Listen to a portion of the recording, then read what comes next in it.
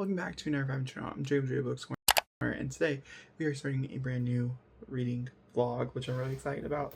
This week I planned on, this week is kind of weird. It's from Thursday to a Thursday is the actual thing, just to give you a heads up. Actually, it's probably gonna be Wednesday to Wednesday.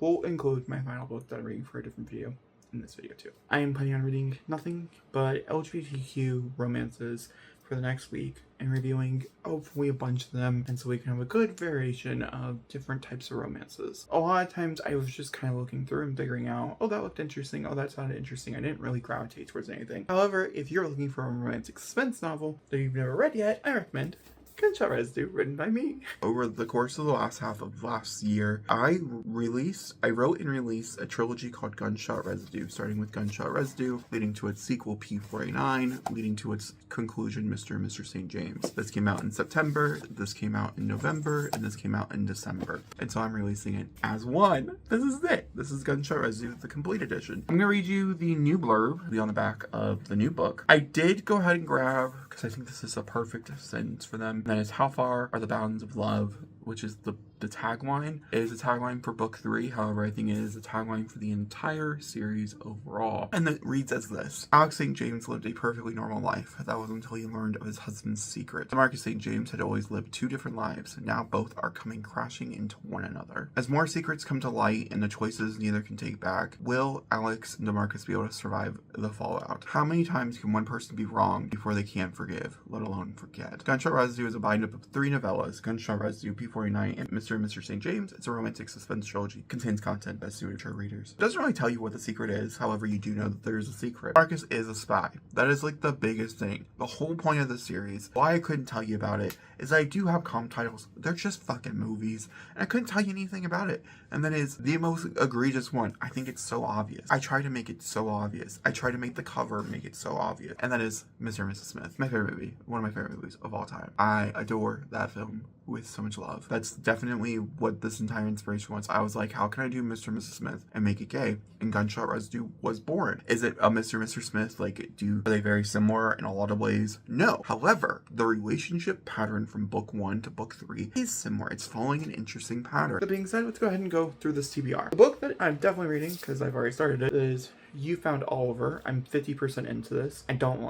I do like it. I like it much better than anything else in the series. I won't tell you my thoughts and opinions on the other stuff. You Found Oliver is the sequel or companion novel to You've Reached Sam, which is the first book that Dustin Theo wrote. Now I'm on his 3rd book. I'm halfway through this. This follows Oliver as his best friend had previously passed away, and he's been texting the same number for a long time now, really honestly. A year. Accidentally calls it, and when he calls it, they actually do pick up. It's this guy named Ben. They start a possible relationship. That's all I'll tell you about it. There is magical realism involved, which is the part that's really fucking annoying me. Okay, like I said, I have a pretty big selection of them sitting below me. We're just gonna pull them up and talk about them. Another one that I'm excited about, I'm a little nervous, is written by a woman. It makes me always anxious. Is Crash Test. This might be one of the first ones we actually read. This is about 2 Formula 1 drivers who I think have to work together, who don't like each other or something. I don't know. I want to read more Formula 1 type of racing novels in general, because I want an understanding on how to write them. Hint, hint, wink, wink. We have My Best Friend's Honeymoon. I'm pretty sure this is a non-binary romance, if I'm not mistaken. Elise Hoffman has been engaged to her college boyfriend for a year and a half. Jenny Holtz has been with Elise for almost a decade and a half. When Elise discovers her fiance already planned their wedding and honeymoon as a surprise, she expected to be in a white dress in 7 days. Okay, so she doesn't end up getting married, and she goes on her honeymoon with Jenny. So I think it's probably sapphic. Okay, so we have Sometimes Love Bites, The Good Vampire's Guide to Blood and Boyfriends by Jamie D'Amato. Obviously vampires. I'm assuming this is gay. Heartstopper meets Buffy the Vampire Slayer. Totally gay. Actually, Heartstoppers is gay, but Vampire Slayer is sapphic. It's like, let's come back to this. Brennan Cole. Yeah, okay, gay. Moving on. Oh, another book I know I don't have is Girls Like Girls by, I can't think of her name, Kaylee Coco. I will probably put this in this video as well, as I do plan on reading it. This is for another video, so keep an eye out for it. I'll mention it again if we do pick it up, but I do have it. I just don't have a physical copy of it. But yeah, so that's the selection of books. Once again, we've started with You Found Oliver, and I think we'll probably do Crash Test next.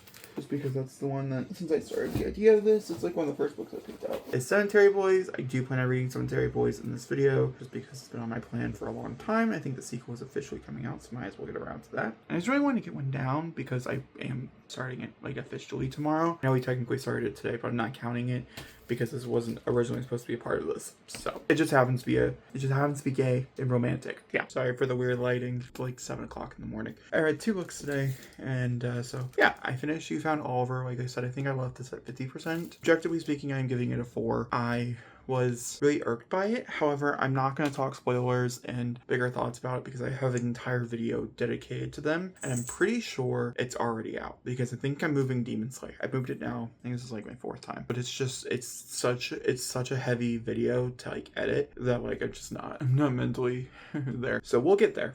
Demon Slayer is coming. Either way, not important. So you have already seen a whole video on this.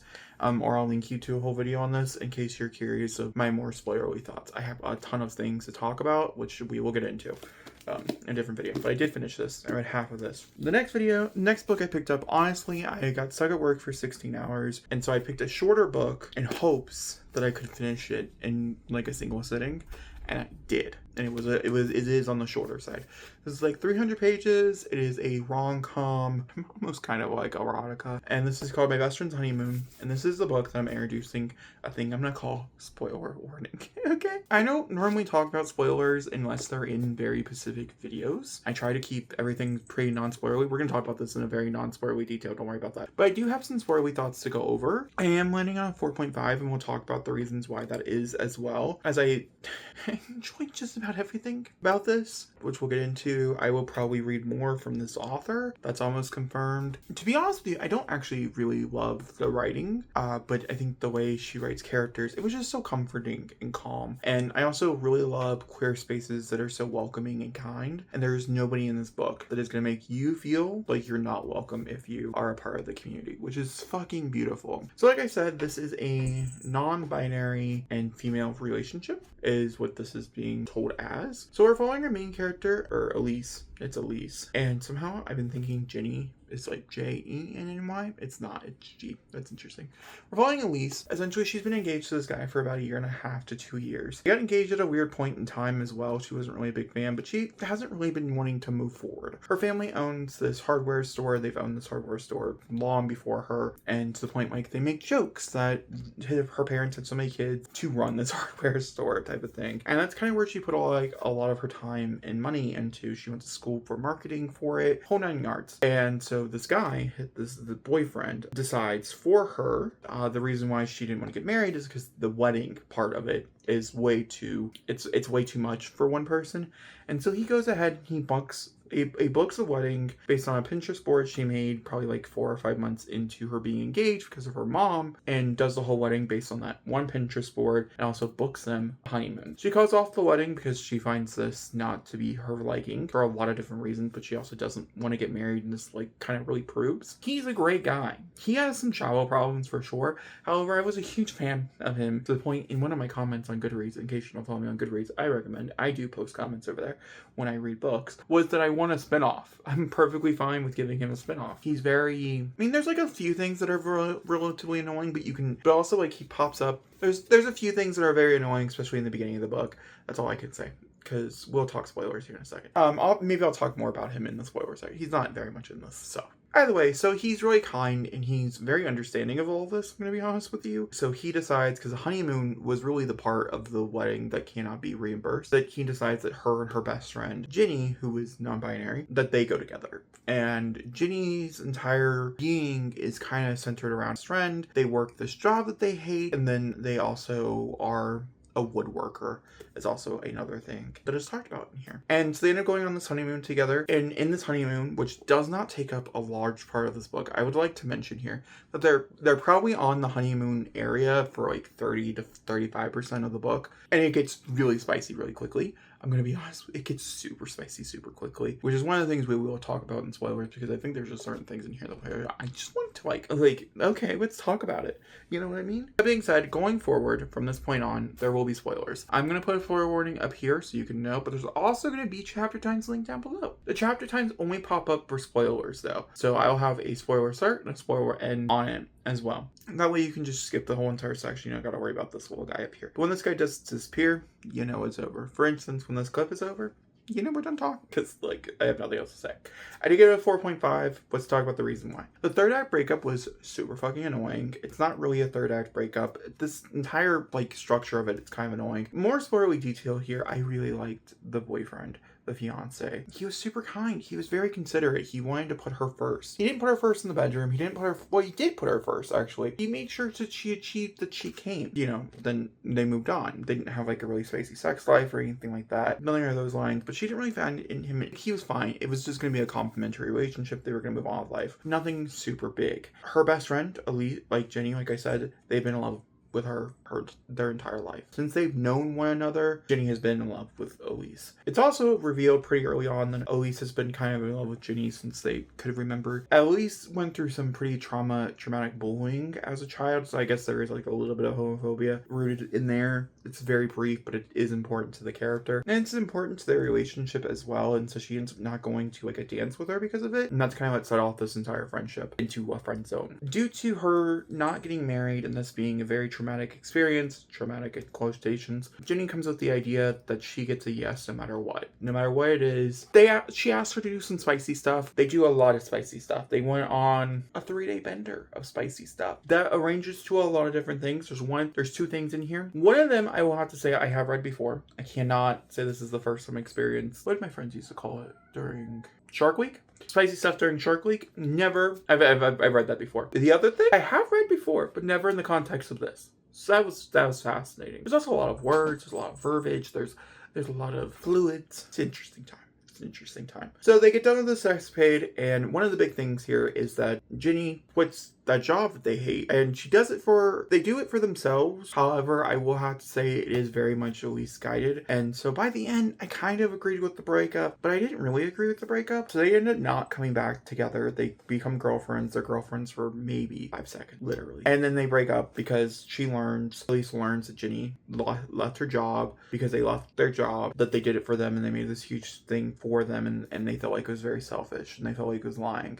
And Elise roots it back to like trauma with this guy. However, like, yeah, I mean, I couldn't even imagine that experience of like someone planning an entire wedding and then not telling you about it, and then getting like for you to get married in a week. I mean, I forgot that part. But either way, it's super traumatic, and so I kind of understand, but also I don't understand. There's not enough. It felt really out of character until we were in the mindset, and so it's one of those scenes where I kind of wish we were in a different mindset, because like hearing it from Jenny's point of view, I can understand why it's like a gut punch, but it just seems so out of character. It seems so erratically out of character. To be honest with you, some of the honeymoon stuff in general did seem kind of erratically out of character, period. So I didn't like the third act breakup. I didn't like the reasoning or anything. I do enjoy the fact that it happened about like 68% of the book, because that means that there's a lot of time to get back together. They don't get back together. No, they stay broken up for the rest of the book up until the last like 10 pages. However, they do work on one another, and it is a good character building, which was something I was kind of missing. So you get a ton of steam in the middle, and then nothing. Heads up, but I guess you already know that if you did in the section. I'm gonna get a 4.5. I think it's very fair, and I liked it, and I would read more. I think we're gonna do Crash Test next. I'm not really sure. We'll see. I read this today, so I might not pick up anything again. And we'll see what we read tomorrow.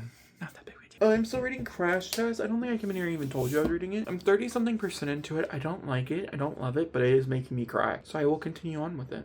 This follows 2 people, an F1 racer, one is F2 racer. Towards the end of the championships, F2 racer Jacob ends up into this horrific crash, and currently he is unconscious. No one knows that they're together whatsoever, and so Travis is trying his best to be as close to as possible, even though they cannot be. Travis is gay, and Jacob is bisexual, and we're following them. I have a feeling it's just going to get worse and worse. I will continue reading it though, and we will finish it. My goal is I'll probably finish it today. I feel much better mentally and stuff. I feel like I can probably read it and be fine. And then we'll pick up something else. I have no idea what. But yeah, okay, that's fine. I just got out of the shower, and to be honest with you, I just have such rage opinions that I want to talk before I go downstairs the rest of my time for the day. Let's talk Crash Test. This was the next book I finished. I finished it today. I fucking hated this. This is a 2-star. It probably deserves to be lower. This is one of the most frustrating and annoying books I think I've consumed in a long time. This follows 2 people. I think I already mentioned. Did we talk about this already? Follows 2 people, F1, F2, type of thing. Well, I'm going to tell you a little bit more information. I don't think I'm going to go full spoilers because I don't think it's necessary. However, there are minor spoilers, so I'll flag it. I guess. I landed on a 2, like I said. Do not recommend. Don't pick it up. It's not worth it. I saw a review, which I kind of enjoyed, which said that like it was almost made just simply to profit off of F1 being so big in 2025 when this came out, because that's the only thing that makes sense to me as well, because I can't understand. Also, I have such a huge problem with women writing gay fiction like this. I think it's really damaging. And we're going to talk a little bit more about, I think I might make a whole video on it. There's a few other things that have come up here recently. I think I got some choices. I got some choiceable words to say about some authors. And I think this can be cute. I think there's parts of this that are, no, I don't. Okay, let's jump into it. So we have our main character, Travis, who I do enjoy. I thought Travis was an okay character. He made some interesting choices in the beginning of the book with how he shows his relationship and puts the other main character in a very bad spot. However, I don't really know if there's a way around it for the family element because of how their connection is. However, when it goes to like literally anything else in this novel, yeah, no, I don't think you need to say it. That was very frustrating. That was like one of Travis's like only like big offenses. He had a few other things he needed to work on and also perform. Yet you can also say Jacob, which is the other guy, not me. I'm nicer. It's such a dick. He uses him and it's a very manipulative relationship in my opinion. Like the flashback sequences before the whole plot begins makes it seem like, you know, he's taking advantage of a gay guy for the first time. And at first it seems cute and then they break up and the breakup is so horrible and so vicious. And also it doesn't really feel like the character that's being presented. And I was hoping, because it does eventually jump to Jacob's point of view, that we would get like an answer to that. And other than the fact that it's homophobic parents, which a lot of this book deals with homophobia. You know how I feel about that in my gay literature. I don't like it. Okay, I can understand like when it's dealing with younger people, but like an adult romance like this, no, cut that shit out. Cut that shit out. And we're already doing homophobia because it's an F1, you know what I mean? So putting homophobic parents on top of that, it's just too much. And it's written by a woman, so it's done poorly. At that, a lot of the best way I can explain to you why it's done so poorly is because of the reactions, because of how everything is done. I do believe Jacob, as a 20-something-year-old, 22-year-old, 23-year-old, maybe 25-year-old, something like that, could get into a situation where his parents could be very controlling of his life to have him break up this relationship that he loves and all this other stuff, but it doesn't show enough for me to be like, he loves this relationship. But he also doesn't fight for it, really, either. Very annoying. Fucking hated it. I gave it a 2. I started my next book, and I was a little anxious about it, ain't gonna lie, because I thought it was YA. It is saying it's YA. It's reading a little bit more adult than YA, but I guess it could probably float between the camp. It's not graphic, it's not spicy. So I started The Good Vampire's Guide to Blood and Boyfriends by Jamie D'Amato. This follows a boy. He wakes up after a car crash and realizes he's a vampire. Technically, we're already pretty much into this when he becomes a vampire. Then he meets another boy who finds out that he's a vampire relatively quick. It happens like within the first like 5 or 10% of the book, so it's not really a spoiler. And then he finds out probably about 30% in, so depending on how you feel like that's a spoiler or not. But there's a whole like coven, which I think you could have predicted that's going to show up. I won't tell you the exact where's or wins. There is a mystery at the hand of someone dying and trying to figure out if a vampire did do it. Some strict rules, and we're learning about, well, politics of it all. That part's getting a little boring. I'm not really about that. Everything else is great though. I'm enjoying it. I like the writing quite a bit. I also am enjoying the characters quite a bit. I like Brennan's life. I mean, Brennan I do enjoy. And I also think Cole is cute. I think Cole is really sweet and really kind. And that's exactly what I'm looking for. So we got 30-something% into this. Right now, my predictability is probably like a 4, I'd say. Those are my updates. I just really needed a rant. Hello. I am 70-80% into The Good Vampire's Guide to Blood and Boyfriend by Jamie D'Amato. I'm a very big fan of the relationship between our two main characters, Brennan and Cole. I think they're really cute. Cole is this really kind and sweet person who's taking care of everybody. Brennan is this socially anxious vampire, recently turned vampire. The actual world that it's like built around in, I think it's fine. There's really nothing really too bad about it. And there's a few major twists that could be a thing. So if they're right, maybe we'll cut it or put a spoiler warning. But I have a feeling that Cole's brother, who died of suicide, possibly could have died by a vampire attack. The other thing is I do think Cole possibly could turn into a vampire. This is one of those things, like The Good Vampire's Guide to Blood and Boyfriends. It's also been proven and done stating, because the rules are a little bit more relaxed or whatever, that the vampires can take humans into their lives and live with them for the rest of their lives. There's nothing wrong with that. That was like one of the main things that's talked about. So I wouldn't be surprised if that becomes a plot point. Also, Cole is at a point in his life where he doesn't know what he wants to do, and this will give him the option to do a shit ton of different things, which I think will be very beneficial. Brennan's interesting. Brennan is very similar to the character that I read for that zombie book a while ago, for the previous video of this. Very similar to that story, because he's like depressed and he's sad and he's going through all this anxiousness, and he has like anxious on top of that because of vampire situation. And there's parts of this I think are really well done. There's other parts of it that aren't as well done. However, I will have to say there's a really interesting thing where they do a thing called a call log. Maybe it is these little things. I don't know how much I like it. I think I would have, I mean, I can understand the point of it, but like it wasn't my favorite. I'm clean and stuff. We'll see where that gets me, if it gets me to the end or not. If not, I'll finish it tomorrow when I'm at work, and we'll start Girls Like Girls. It's the next one I gotta read. That movie. I see it on, I think, Tuesday now. Yeah, gotta get that shit done before I go see a movie. Hello. First things first, I did finish The Good Vampire's Guide to Blood and Boyfriends. First things first, I would read a sequel. I think it would probably be better. This just didn't give me everything I wanted. However, there's a lot of interesting stuff that was here. I just didn't really love it. Also, because the plot did have to plot, I didn't like how it plotted. So I went on 3.5. I have literal no spoilers to tell you, outside of if I spoiled anything. The next book, I will probably keep brief in this video, just because I will have a whole other video talking about it. I think it comes out, if I'm not mistaken, the same week that this video comes out. So I really just don't want to harp on something I'm already talking about. However, I can't not mention Girls Like Girls. Girls Like Girls is by Haley Cuoco. Haley Cuoco, I think, is most known for being on Lemonade Mouth or being Velma in some of the live action Scooby-Doos when they redid Velma. I would also say she's most notably known for Tumblr phase and also the beginnings of showing women in relationships with other women on the internet. I'm not saying she started the plan, but I do have to say that Girls Like Girls, the song, helped in a tremendous amount of way, especially when I was growing up as a young little gay. That spawned on a music video that went on to spawn this book, which went on to spawn the movie, all based on the song that she wrote. And then she also wrote this book, and she also co-wrote and directed the movie. I see the movie on Monday, I think. Yeah, the video, like I said, will be coming relatively soon. This follows our main character as she moves to a fresh new town. I won't tell you why. I pretty much have picked up exactly the reasoning, and it's not like it's being vague about it. However, I'll just leave you to figure it out yourself. She's moved to this new town with her dad, who she does not know, and she meets a girl there named Sonia,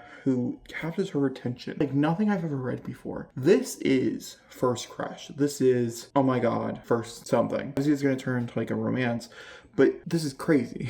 The way this is written, I feel like a lot of people strive for. I feel like a lot of people want and need.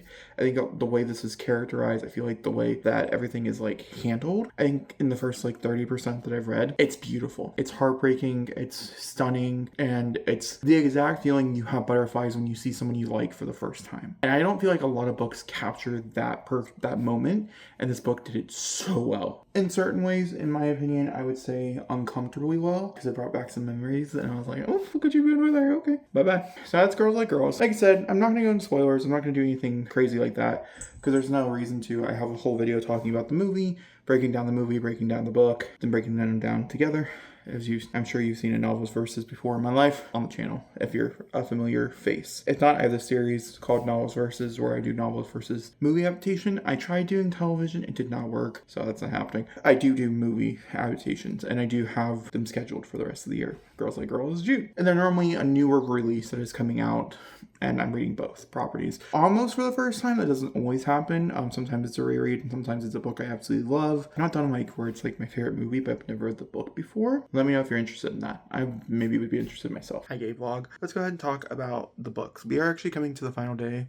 We have Girls Like Girls. I did finish this yesterday. I gave it a 5-star. This is peak reason why Pride exists. I can't think of a better, like if someone asked me, why do you think Pride should exist? I'm going to send them this book. This is everything that we are fighting for. So situations and feelings like this, for people to feel like they can love whoever they want to love without any consequences. That's the whole point of this. And that's the conversation that is being had. It's beautiful. I didn't really love the ending and say like maybe the last like maybe 4 or 5% weren't fully a 5 for me, but it was good enough. So I gave it a 5. The book we are starting and finishing with is Cemetery Boys by Ian Thomas. This has been on my radar since it came out. Literally, I've owned it since like day 3 of it being released, and I've never read it before.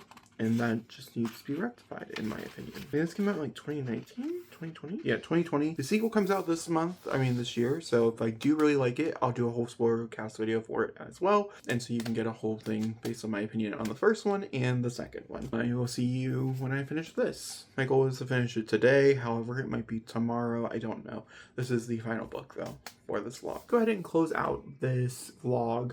I'm ready to move on to other books. Just kidding. I'm gonna read more gay romances.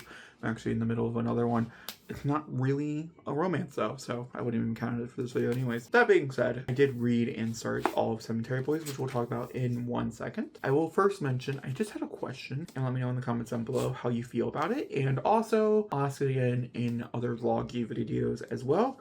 Do you guys want wrap-ups of these, where I wrap up all the books I read? Would I recommend them, my ratings, the type of stuff? Or do you like it better, no wrap-ups, and I just end the video when I get done talking about the last book? Let me know in the comments down below, and let me know if you want that for these type of videos, or do you want that for all vlogs? So like if I do a reading and writing vlog over the course of 2 weeks or something like I've been doing, do you want, would you want a vlog at the end of those, or a wrap up? Let me know in the comments. Alright, also, we are going to talk a little bit about stats. I'll tell you about the amount of days that it actually took me to read all of these, the amount of pages it actually was to complete. Yeah, days and pages. I think that was the big thing.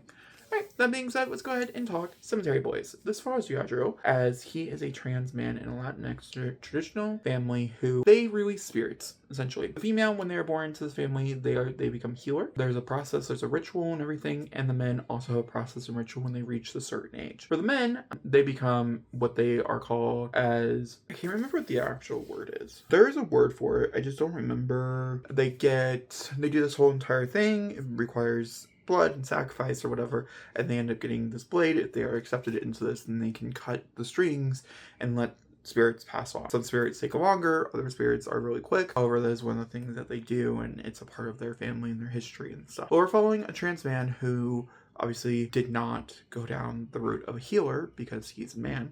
All of his family had a huge problem with that. And then when he did come out as trans, and they also would not allow him to do the ritual for the males either to be able to put the ghosts free. They were just going to put him in exile, essentially. We learned that there's a few other people in this world that are also put in exile, and what that looks like, and what the understandings of black sheep of the family, essentially. He does go, and he does do the ritual himself with his close cousin, Maurizia, I think is how her name is, or his cousin and best friend, Maurizia, who I didn't really like at all. I think there's a point to her, and I understand, like, some of the elements. However, I just think sassy sometimes just comes off as, like, rude. At least this time around, it came off really rude. That being said, we'll jump into the characters and stuff. He does this ritual, and then he feels a deep pain inside him, knowing that his cousin Miguel had died. They don't know how he died. It's a very big part of the book, or it's supposed to be a very big part of the book. And so he ends up going out to search for Miguel after he gets back, after everybody realizes they died, because he has to find his body to do the ritual, to move on, whole 9 yards. It's also leading up into the Days of the Dead, and there's some other plot points going on. I'm not going to talk too much about that, though. He ends up summoning a different ghost, thinking it's Miguel, and it's actually Julian, who is the love interest for the book. The thing here with the love interest for this is that they don't really have a lot of chemistry, and so they do feel like really amazing friends. Like, they would get along really well, even though Julian, for the most part, is kind of annoying. However, I think there is a cute quality to that. I think there is, I could see it. I didn't buy the chemistry. I didn't buy the romantic. Also, there's like a point in the book where it stops being about the plot and it starts being about the romance, and it feels really forced. I don't know if it's because there is a disconnect and then the plot falls away, but the plot comes back, and I was like, there's no way I guessed this so quickly. And I did. But then again, once again, it is YA. That being said, I landed on a 3.25. I had some pretty big issues. I really like the community. I really like the found family elements of this. And I think there's a lot of things that a lot of people, especially young queer youth, could take away from this that I think is great. So, highly recommend. I will have to say, I'm probably recommending it, like I said in my Goodreads review, because between 8th and 10th graders, I think is where it's going to hit the most. Because if I read this a bit younger, I'd actually even say if I read this back in 2019, 2020, like maybe 6 or 7 years ago, probably around the time it actually came out, this could actually probably have been like a 4.5 or a 4-star read, and it might not have been this low. However, I didn't, and I read so many other things, so it's a 3.25. Anyway, okay, let's wrap this video up. In total, I read 6 books over the course of the 11th through the 20th. I'll put the actual date, the days on the screen, and this is the amount of pages. So whatever's on the screen, that's the information you get. That being said, let's go back to the 11th, where this video started, where I read and finished You Found Oliver for it by Dustin Theo. You Found Oliver is the companion novel to You Reach Sam, and I gave this a 4. This follows Oliver as he calls his best friend who died's phone number, and someone picks up named Ben, and it's about their relationship. It's also about a lot of other stuff, but like I'm trying to dumb this down as simply as possible for you to understand. I would recommend, however, I would recommend You Reach Sam. I do have a whole video talking about this, however, I would not recommend When Haru was here. So if you're looking at Dustin Theo books, I do think the You Reach Sam, You Found Oliver collection is great. So I would recommend. I think there's a great audience out there for it. Next one I read is My Best Friend's Honeymoon by Merle Weisner. This is definitely an author I do plan on picking up more in the future. This follows a girl as she has a best friend, and this best friend learns that her then fiance is going to plan their entire wedding, and they already booked the venue, they did everything, and they're to get married in a week without telling her best friend, and also booked a honeymoon. The honeymoon was the only part, well, really one of the only big parts I was talking about that was non-refundable, and so the boyfriend, who I love in this book, by the way, I'd actually really like a companion novel to it, I'm not gonna lie, of the boyfriend finding love, because I think he deserves it. I can't remember if he does in the end. There's some interesting developments. This is like one of like 3 books. Or maybe 1 of 2 books. I don't know. We'll talk about it again. This is a weird thing where authors, like, it seemed like they were trying to villainify him in a way. And I was like, what do you mean? He is so kind. He is so sweet. He is so open. And he's going out and he's working on himself because he realized what he did was wrong. Like, the idea behind it was really sweet and kind. It's extremely alarming, don't get me wrong. Very bad. Definitely a red flag. However, the idea, and after you really understand the reasonings and stuff and what made him decide to do this, it was so kind. Anyway, her and her best friend go off on this honeymoon, and it's their relationship, it's not even his. I don't mean to go on a tangent about him. I already went on a huge tangent about this book in this video, so I went on a 4.5. I would highly recommend, however, this is extremely spicy and very graphic, and there's like 1 or 2 things I could feel like probably cross the lines for some people. So, just know that going into it. I think you'll be fine. A book I would not recommend, I wouldn't even think you should even think about putting it on your radar or like addressing it or anything, is Crash Test by Amy James. I think this was probably going to be in my worst books of the year. I definitely, we'll talk about it in my least favorites for the quarter. That's for sure. Crash Test follows 2 Formula drivers. We have an F2 driver and an F1 driver. The F2 driver is a horrific accident, and we're following the F1 driver as he's trying to understand this. They've been in a relationship for a year. However, they both are very severely in the closet. I had a lot of issues with this. Like a shit. I wouldn't recommend. I gave it a 2. No. It's not worth your time. Just move on from it. There's a lot better books out there, and yeah. Which is really annoying. I'm still going to look for my racing reading journey. So if you want to be on that journey with me, let me know in the comments down below, and we can go on that journey, however. And still is a plan. Then I picked up The Good Vampire's Guide to Blood and Boyfriends. This is another one where I didn't talk about it in my review. However, the main character in this has a best friend, or has a roommate, not best friend, sorry. He's connected to this friend group, but has a roommate that he is villain. Like, there's many points in the book where he's like shocked. And I was like, I never once got like why you should be shocked vibes from this. I would also have to say a little bit of Cemetery Boys as well out of this, where I was like, I think he made it pretty clear how he feels about certain things. I don't think there's anything shocked to be about. By the way, apparently it was. This was a 19-year-old as he wakes up from college, and he realizes he's a vampire. And this boy named Cole ends up seeing him steal blood bags, and they end up in this weird learning about vampire history. There's also covens of vampires and a lot of other vampire stuff going on in here. I give it a 3.5. I would probably recommend it. It's just like a tentative recommend. Also, this is categorized as young adult in several places, and that is where I would place it, is YA. So, just to give you a heads up. The cover is screaming more like adult vampire. It's not. Definitely YA. Not a negative, just something to be aware of. Then I read Girls Like Girls by Haley Kiyoko. This is a movie novel versus video that will be coming out. I think it's the next video after this, so do tune in. I think by the time this video goes out, I've already seen the movie, so hopefully I liked it. I gave this book a 5. This is the pinnacle. I said it in my review and I still stand by it. This is why Pride is needed. It's because people still feel this way. People still feel like they have to be closeted and that they cannot come out and that it will ruin their entire friendships, their family, and everything about them. It's done so beautifully here, the concept of this and what that means. I think the ending is a little rushed, and I think that it probably should have maybe been like 30 pages longer or something. I don't know if I had any critiques, which I already talked about. Then lastly, like I said, I did read Cemetery Boys, which I ranked on 3.5. And of course, I would recommend it. I'm just recommending it towards a very specific audience.